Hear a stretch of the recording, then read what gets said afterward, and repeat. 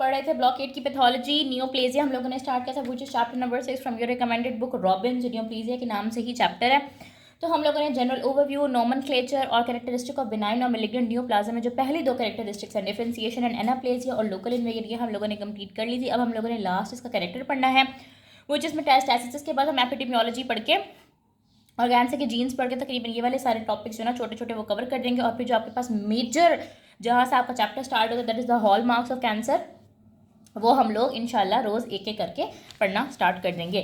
तो मेटास्टैसिस का बच्चों मैंने आप लोगों को पहले बता दिया कि लोकल इन्वेजन का मतलब होता है कि जो प्राइमरी ट्यूमर है उसके जो सराउंडिंग साइट्स है वहाँ पे कैंसर की इन्वेजन होना, और मेटास्टैसिस का मतलब होता है डिस्टेंट साइट पे spread of tumour to the sites that are physically discontinuous with the primary tumour. Primary tumour का मतलब है कि जिस जगह का वो कैंसर है, फॉर एग्जांपल कोलॉन कैंसर है तो कोलॉन उसकी प्राइमरी साइट है, ठीक है। वहाँ से अगर वो किसी ऐसी जगह पे स्प्रेड होगा जो उससे फिजिकली डिसकॉन्टिन्यूअस है, फॉर एग्जांपल अगर आपके पास कोलॉन कैंसर है, कोलॉन में है वो प्राइमरी ट्यूमर, और वो अगर वो लिवर में चला जाए, अब आप देखो बच्चों कोलॉन लार्ज इंटेस्टाइन का पार्ट है और लिवर एक डिफरेंट ऑर्गन है, उसकी एक डिफरेंट लोकेशन है, इन दोनों का आपस में कोई एज सच फिजिकल कनेक्शन नहीं है। तो अगर इस तरह से ट्यूमर स्प्रेड हो रहा है तो हम इसको बोलेंगे कि ये मेटास्टेसाइज कर रहा है। और ये बच्चों हॉल मार्क है मैलिग्नेंसी का। जो ट्यूमर हमारे पास, ये इसका रूल ऑफ थंब यही है कि जो बिनाइन ट्यूमर्स होते हैं वो मेटास्टेसाइज नहीं करते और मैलिग्नेंट ट्यूमर्स मेटास्टेसाइज करते हैं, इसमें कोई एक्सेप्शन नहीं है। यही बात है कि जो ट्यूमर मेटास्टेसिस शो करेगा वो मैलिग्नेंट है, जो नहीं करेगा वो बिनाइन है। अभी कहाँ कहाँ पर मेटास्टेसाइज कर सकते हैं बच्चों? ये ब्लड वेसल्स के अंदर जा सकते हैं, ये लिम्फेटिक्स में जा सकते हैं, ये बॉडी कैविटी जैसे कि आपकी पेरिटोनियल कैविटी है, पेरिनियम है, वहाँ पर जा सकते हैं, ठीक है। अब इसके अंदर हमारे पास दो एक्सेप्शन है, सॉरी मैंने पहले बोल दिया कि इसमें कोई एक्सेप्शंस नहीं है, लेकिन इसके अंदर भी एक्सेप्शंस हैं। जैसे हमारे पास basal cell carcinoma of the skin और प्राइमरी ट्यूमर ऑफ सीएनएस होते हैं, दोनों हमारे पास क्या है, मैलिग्नेंट ट्यूमर्स हैं, लेकिन ये क्या करते हैं, मेटास्टेसाइज नहीं करते, ठीक है। मतलब ये लाजमी बात नहीं है कि हम मैलिग्नेंट ट्यूमर मेटास्टेसाइज करें, लेकिन जो भी ट्यूमर मेटास्टेसाइज करेगा वो होगा मैलिग्नेंट ट्यूमर ही, ठीक है। यहाँ तक बात क्लियर हो गई। अच्छा, अब आपकी बुक के अंदर ये काफ़ी इंपॉर्टेंट है, बच्चों पूछ लेते होते हैं कि वेज ऑफ मेटास्टेसिस क्या है, कौन से 3 तरीके होते हैं। मतलब पहले तो हमने बात की ना कि मेटास्टेसिस होता क्या है, मेटास्टेसिस करता कौन है, अब किन तरीकों से करता है, ठीक है। अब एक फिजिकली डिसकॉन्टिन्यूअस जगह पे जाना बच्चों कैसे पॉसिबल है, सवाल तो पता होता है ना कि एक सेल ट्यूमर के अंदर बेसिकली सेल्स ही होते हैं ना, वो कैसे एक फिजिकली डिसकॉन्टिन्यूअस जगह पे जा सकते हैं। तो 3 तरीके हैं, seeding within the body cavities, lymphatic spread and haematogenous spread.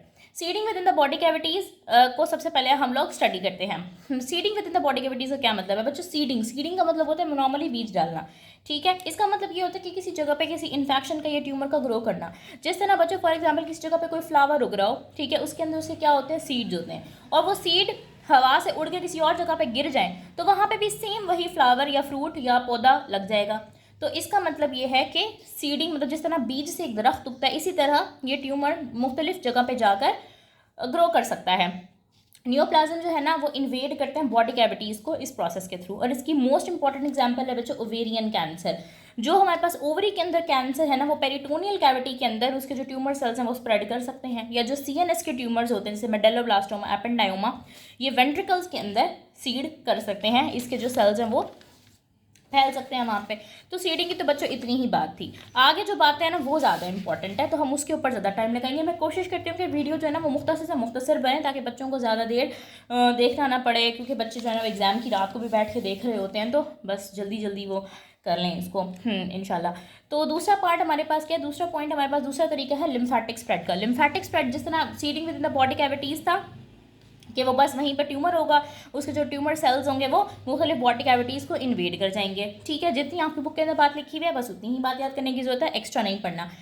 अब लिम्फेटिक स्प्रेड में क्या होता है कि जो ट्यूमर सेल्स होते हैं मुख्तलिफ lymphatic channels, lymph nodes, lymphatic veins वगैरह के थ्रू स्प्रेड होते हैं, ठीक है।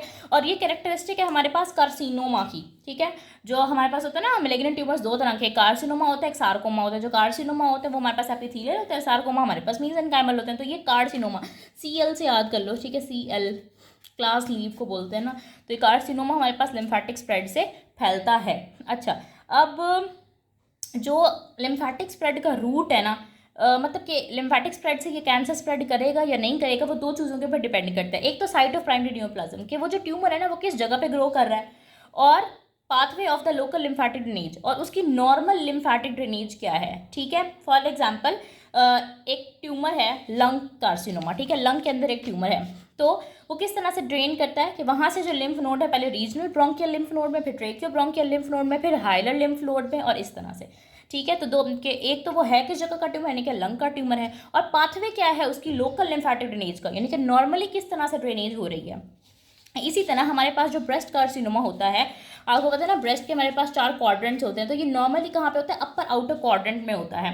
तो ये यहाँ से एक्सिलरी लिम्फ नोड्स देखो इसके बिल्कुल करीब होते हैं, एक्सिला में पड़े हुए होते हैं, यहाँ पे ब्रेस्ट होता है, आप लोकेशन भी अगर देख लो तो एक्सिला हम लोग अंडर आर्म्स को बोल रहे होते हैं, तो वहाँ पे जो नोड्स होते हैं वहाँ पे ये स्प्रेड करता है। ठीक है, और लेकिन अगर ब्रेस्ट कैंसर अपर आउटर क्वाड्रेंट की बजाय मीडियली प्रेजेंट हो, यहाँ पे कहीं प्रेजेंट हो, तो along the internal memory artery में स्प्रेड करता है। तो चाहे एक्सिलरी नोड्स में जा रहा है या nodes along internal memory artery में जा रहा है, सुप्रा क्लैविकुलर और इंफ्रा क्लैविकुलर, यानी कि साथ ही देखो तो ऊपर क्लैविकल भी करके पड़ी हुई होती है, उससे ऊपर वाले नोड्स और उसके नीचे वाले नोड्स भी सीडेड हो सकते हैं, इससे अफेक्ट हो सकते हैं, वो उन नोड्स के अंदर भी जा सकता है ये ट्यूमर सेल्स।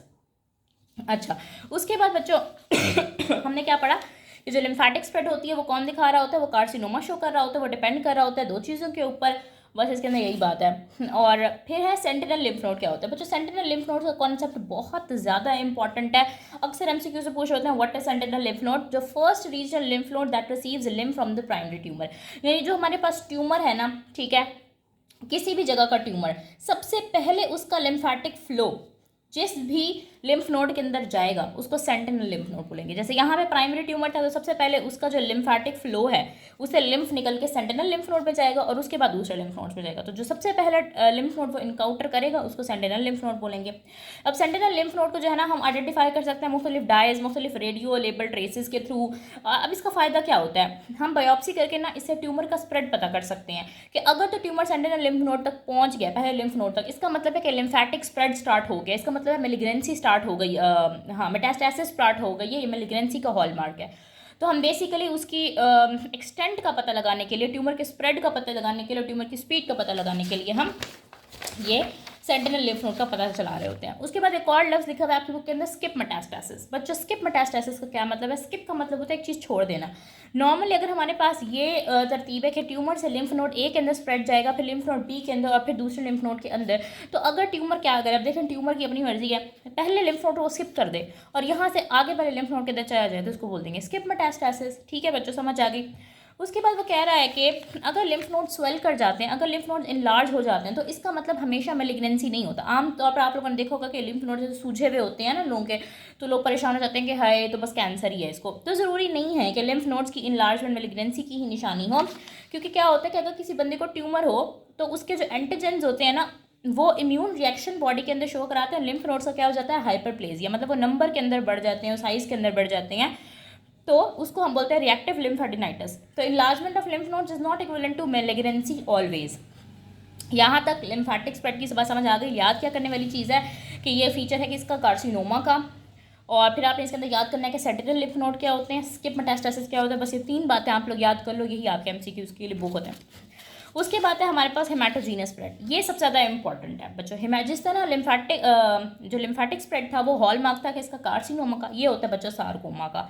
ठीक है, मैं लिखना भूल गई हूँ, ये सारकोमा का फेवरेट पाथवे होता है। और इसमें क्या होता है, हेमाटोजीनस स्प्रेड है, हीमा का मतलब भी ब्लड होता है, तो ये ब्लड वेसल्स या फिर ब्लड के थ्रू स्प्रेड कर रहा होता है इसमें ट्यूमर। और ब्लड वेसल्स भी आपको पता है आर्टरीज होती हैं, कैपिलरीज होती हैं, वेन्स होती हैं, तो उसमें से भी वो कह रहे हैं कि वेन्स जो है ना वो मोर प्रेफर होती है क्योंकि ये थिन वॉल्ड होती हैं। और कौन से ऑर्गन्स हैं जो हेमाटोजीनस स्प्रेड से ज़्यादा मुतासर होते हैं, 2 ऑर्गन्स हैं बच्चों, लिवर और लंग्स। तो ये तीनों बातें इंपॉर्टेंट हैं। एक ये सारकोमा का फेवरेट पाथवे है, वेन ज़्यादा प्रेफर होती हैं, और लिवर और लंग्स ज़्यादा प्रेफर होते हैं, क्योंकि आपको पता है हमारी बॉडी के अंदर 2 तरह की सर्कुलेशन चल रही है, पोर्टल सिस्टम सर्कुलेशन और केवल system circulation. Portal system circulation के लिए सबसे पहला ऑर्गन जो इनकाउंट होता है वो लिवर होता है, और केवल सिस्टम के लिए लंग होता है, इसीलिए ये दोनों ज़्यादा फेवरेट होते हैं। नहीं समझ आई बात की, अभी समझाती हूँ। देखो बच्चों, हमें पता है थोड़ी सी, अगर आप लोग एनाटमी रिवाइज करो तो जो stomach, spleen, pancreas, colon, intestine से जितना भी ब्लड होता है ना वो हार्ट तक जाने से पहले पोर्टल वेन के थ्रू लिवर तक जाता है, लिवर से आगे वो हार्ट में जाता है, इसीलिए पहले वो कहाँ जा रहा है, लिवर के अंदर। तो यहाँ पे ट्यूमर सेल्स के बेडिंग और सीडिंग के चांसेस ज़्यादा हैं।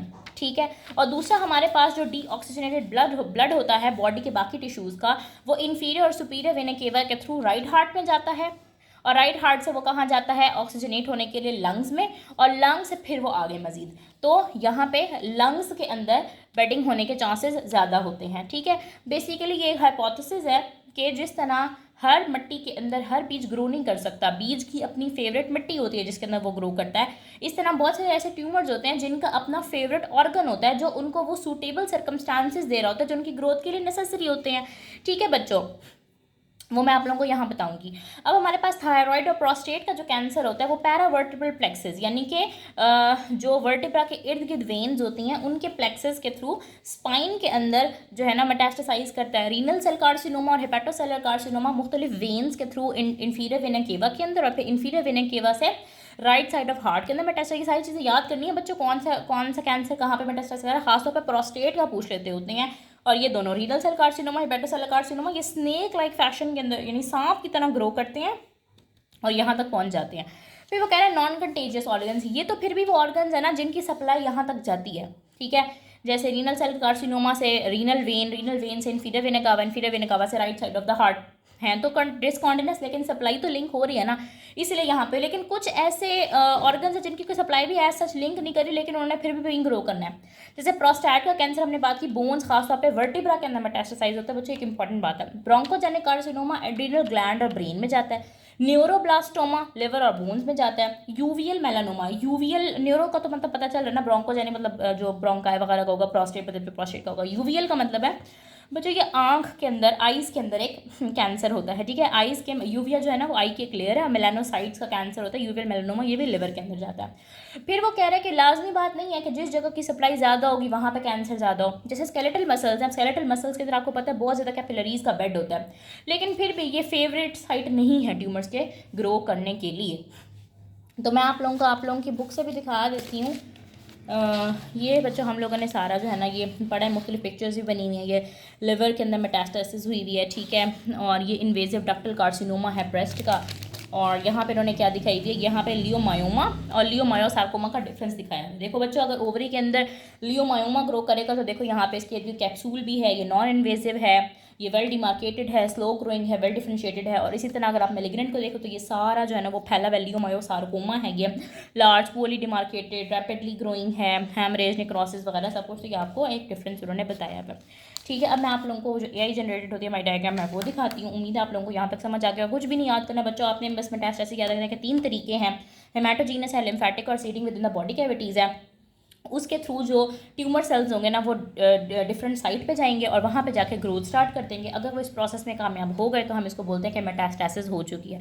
फिर आप लोगों ने थोड़े बहुत ऑर्गन्स याद करने के कहाँ का कैंसर कहाँ पे मेटास्टेसाइज होता है। ठीक है, मेटास्टेसिस के बारे में पढ़ा। मेटास्टेसिस का मतलब क्या होता है कि spread of tumour to the sites that are physically discontinuous with the primary tumour. For example ये देखो यहाँ पे आपके पास प्राइमरी ट्यूमर है और डिस्टेंट साइट के ऊपर जाके जो है ना दोबारा से ट्यूमर सेल्स ग्रो कर रहे हैं। This is called metastasis.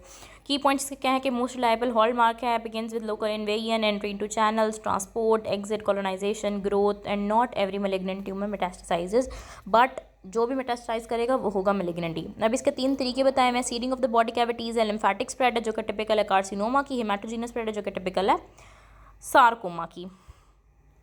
ठीक है, seeding within the body cavities किस तरह से देखिए, प्राइमरी ट्यूमर है सरफेस के ऊपर, सेल्स यहाँ से रिटैच करेंगे, फ्लोट करेंगे बॉडी फ्लूइड के अंदर और यहाँ पे इम्प्लांट हो जाएंगे, ग्रो करेंगे सीरोजल सरफेस पे। इसकी एग्जांपल क्या है, ओवेरियन कार्सिनोमा पेरिटोनियल कैविटी के अंदर चला जाता है। फिर हमारे पास लिम्फेटिक स्प्रेड है, देखें यहाँ पे लिम्फ नोड्स और लिम्फेटिक, ये देखो लिम्फ नोड्स बने हुए हैं ग्रीन कलर के ना, और ये लिम्फेटिक चैनल्स बने हुए हैं। तो यहाँ से प्राइमरी ट्यूमर जो है ना वो स्प्रेड करता है। और ये देखो primary tumour sentinel lymph node में जाएगा which is the first region lymph node receiving drainage, पे नेक्स्ट लिम्फ नोड में, फर्दर लिम्फ नोड में। इसकी एग्जांपल है breast carcinoma, axillary lymph node के अंदर जाता है। और स्किप मेटास्टेसिस हमारे पास क्या होते हैं, जो रेड से दिखाए हुए एक्सेप्शन, यानी कि cancer cell bypass the initial node and appear in a more distant node. उसके बाद हेमाटोजीनस स्प्रेड है, देखो ऊपर भी 3 आपको बताए हुए हैं, 3 मेजर नोड्स रूट्स बताए हुए हैं। ठीक है, हेमाटोजीनस स्प्रेड हमारे पास टिपिकल सार्कोमा की है। ऐसे फिर पोर्टल सर्कुलेशन और केवल सर्कुलेशन बताई हुई। केवल में आपको पता है ये देखो वेना केवा के थ्रू, ये देखो ये हमारे पास नीचे की तरफ जो दिखाई हुई है इन्फीरियर वेना केवा होती है, ऊपर सुपीरियर वेना केवा होती है। यहाँ से डीऑक्सीजनेटेड ब्लड जो है ना वो लंग्स के अंदर जाता है और ये हमारे पास क्या पोर्टल सर्कुलेशन है जिसके अंदर लिवर के अंदर पहले खून जाता है पोर्टल वेन के थ्रू, ठीक है। उसके बाद आपको प्रेफर्ड साइट बताई हुई है ऑर्गन ट्रोपिज्म यानी कि ऑर्गन जो फेवरेट होते हैं ना मुख्तलिफ ट्यूमर्स के। प्रोस्टेट कार्सिनोमा देखो बोन्स में जा रहा है, ब्रोंकोजेनिक कार्सिनोमा एड्रीनल ग्लैंड्स और ब्रेन के अंदर जा रहा है, न्यूरोब्लास्टोमा लिवर और बोन के अंदर जा रहा है, यूवियल मेलानोमा लिवर के अंदर जा रहा है जो कि आंख का कैंसर होता है। रीनल सेल हेपेटोसेलर कार्सिनोमा हमारे पास आईवीसी के थ्रू राइट हार्ट के अंदर जा रहा होता है। और फिर यहाँ पे उससे नीचे आपको कुछ इंपॉर्टेंट फैक्ट्स भी बताए हुए हैं और ये एक समरी फ्लो भी बताया हुआ है। लोकल इन्वेजन है, लिम्फेटिक है, ब्लड या फिर कैविटीज़ ट्रांसपोर्ट डिस्टेंट साइड पे जाएगा और वहाँ पे कॉलोनाइजेशन और ग्रोथ हो जाएगी। तो उम्मीद है कि इससे ज़्यादा अच्छा जो है ना वो कोई भी एक चीट शीट नहीं आ सकती। तो आप लोगों ने बच्चों ये ज़रूर देखना है, मैं इसको यूट्यूब पे पोस्ट कर देती हूँ और अपने इंस्टा पे भी लगा देती हूँ स्टेथो स्टोरीज़। तो आप लोगों ने स्टेथो स्टोरीज़ 01 तो वहाँ पर भी जाके आप लोगों ने इसको देखना है। ओके, अल्लाह हाफ़िज़।